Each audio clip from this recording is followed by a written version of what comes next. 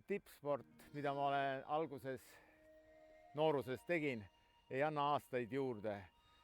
Aga tervisesport on alati väga kasulik, eriti praegu, kus ma tunnen, kus ma olen juba pea 74 aastat vana ja ma olen suuteline käima oma lastelastega ja endast 30, 40, 50 aastat noorematega matkadel rattad sõitmas, uisutamas.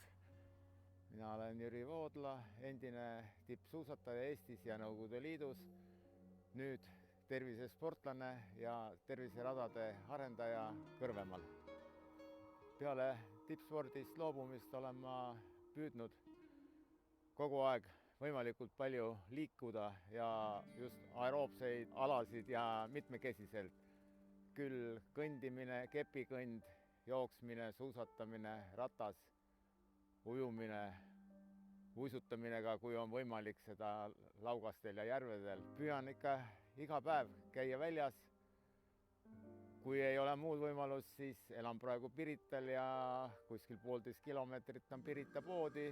Võtan seljakoti selga ja lähen ostan oma toidud ära ja tagasi. Juba nii saab 3 kilomeetrit täis. Ja samas on ka siin Pirital väga ideaalne käia kõndimas. Siin on valikuid väga palju ja teha kõnnimarsruute kas siin samas metsas või mere äärde või minna siis Kadrioru pargi poole. Võimalused on Pirital tervisespordiks piiramatud. Mina isiklikult ei ole väga saalispordi armastaja, eriti vanemas eas ma isegi ei soovita, sest et pallimängud, kunagi sai ise ka palju mängitud, küll jalgpalli, küll võrkpalli, küll korvpalli, aga praegu ma olen siiski jäänud põhiliselt ikka rahulikumate alade juurde ja looduses, kus on värske õhk ja mets.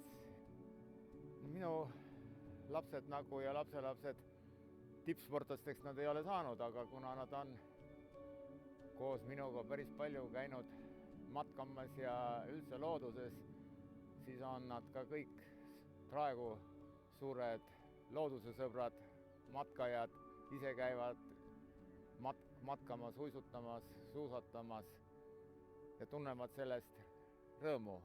Ja ma soovitaksin ka kõigil lapsevanematel ikkagi oma lapsed viia loodusesse.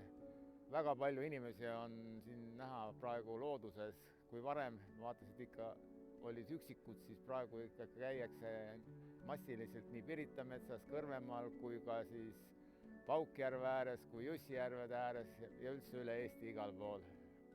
Kui üldse alustada liikumist, siis ikkagi kõige lihtsam on kõige tavalisem kõnd. Sellele lisandub kepikõnd ja soovitan, et mitte ennast kohe minna mingi 10, 15 või 20 kilomeetrini, vaid piirduda alguses ikkagi mingi 3-5 kilomeetriga, 6 aja pärast rohkem ja pärast te näete juba, et 10 kilomeetrit päevas kõndida ei ole üldse probleem.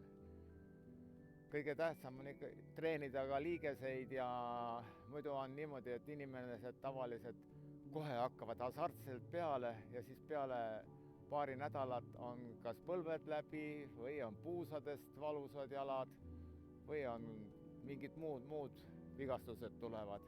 Et ei või hakata kohe suure koormusega. Kõik tuleb step by step.